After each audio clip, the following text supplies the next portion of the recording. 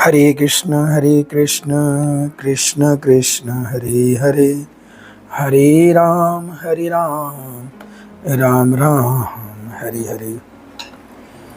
यही मंत्र आज हमें इस चंद्र ग्रहण के समय बोलना है। ये चंद्र ग्रहण अभी 9:58 से शुरुआत होगा और रात को लगभग 1:26 तक रहेगा।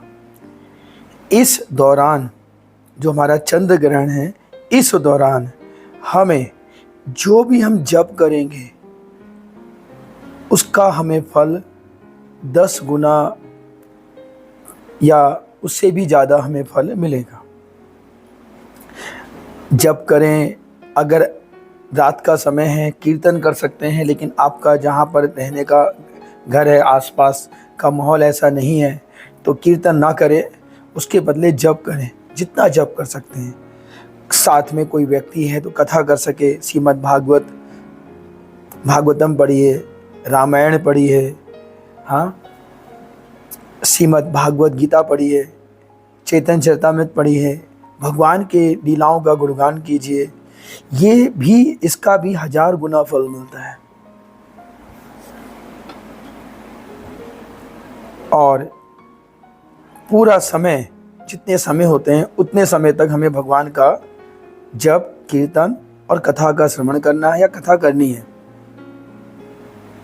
इस दौरान किसी प्रकार का खाने पीने से परहेज करें। कुछ खाया पिया नहीं जाता ग्रहण के समय, अच्छे ध्यान रखें। अभी आज ही 7 सितंबर है, 9:58 में शुरू हो रहा है।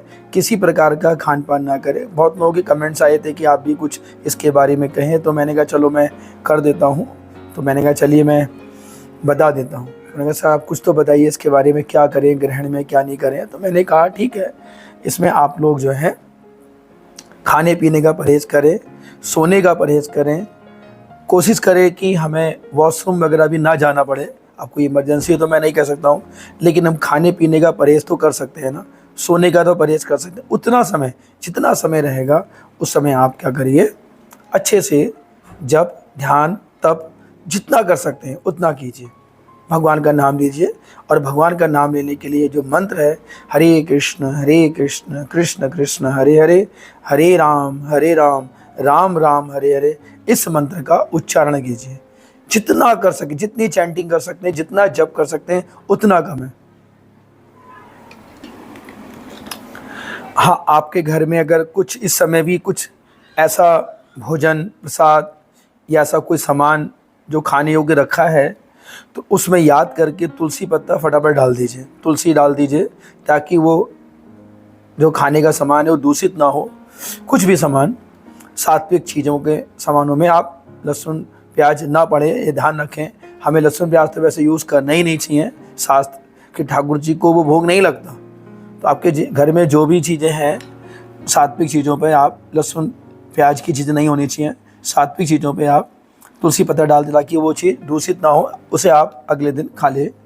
और प्रयास करें कि आज रात को जो है 1:26 तक पूरा जप करें, और 1:26 के बाद हो सकता है तो स्नान कर लीजिए। अगर लगता है कि नहीं स्नान नहीं कर पाएंगे, रात बहुत हो रही है, तो कम से कम आप उस समय शयन कर लीजिए और सुबह उठ करके स्नान कर। लेकिन जिस बिस्तर पर शयन करेंगे उसकी चादर को ज़रूर धोएं।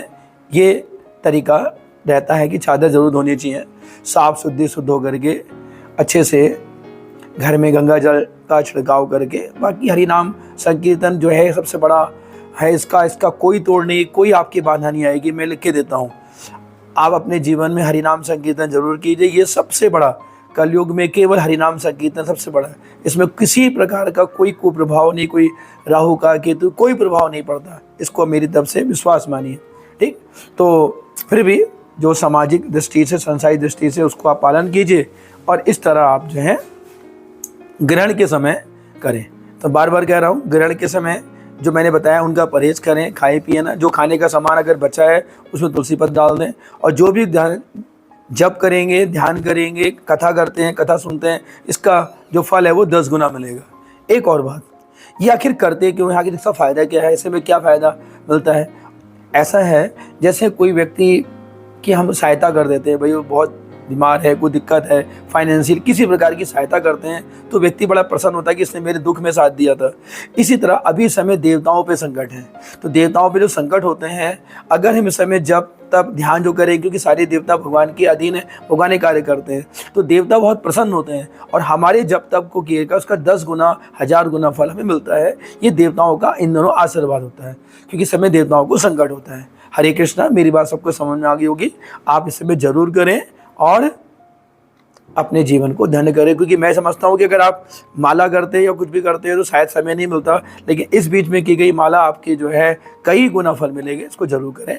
जब चंद्र ग्रहण लगने पर आप आध्यात्मिक जो मैंने आपकी बातें बताई उनको जरूर कीजिए। तो एक बार मैं आपको और याद दिला देता हूँ। चंद्र ग्रहण के समय आपको क्या करना है। नंबर 1, जप। तप का मतलब है कि तपना है आप, मतलब 1:26 तक सोना नहीं है। तपस्या उसे कहते हैं कि 9 जो शुरू हो रहा है, रात 1:26 तक सोना नहीं, ये आपका तप हो गया। जब हरे कृष्ण कृष्ण कृष्ण हरे हरे, हरे राम राम नाम हरे हरे। जप हो गया, तप हो गया। नाम संकीर्तन कर सकते हैं सब लोग मिल करके भी, हरे कृष्ण महामंत्र का कीर्तन भी कर सकते हैं, लेकिन रात का समय है, ध्यान दीजिएगा कि किसी को डिस्टर्ब ना हो। ठीक, इसके अलावा आप जो है किसी प्रकार का खाना पीना नहीं है इस समय, बिल्कुल टोटल बंद, और कोशिश करें कि वॉशरूम वगैरह भी ना जाना हो। और सबसे बड़ी इम्पोर्टेंट बात कि ब्रह्मचर्य को पालन कीजिएगा। इस समय ब्रह्मचर्य जीवन बहुत ज़रूरी है। और उसके बाद रात को, जैसा मैंने बता दिया कि रात को जब आप 1:26 पे हो तो उसके बाद आप विश्राम कर सकते हैं, लेकिन जिस जगह पर आप सोते हैं उस चादर को अगले दिन जरूर धो करके डालिए।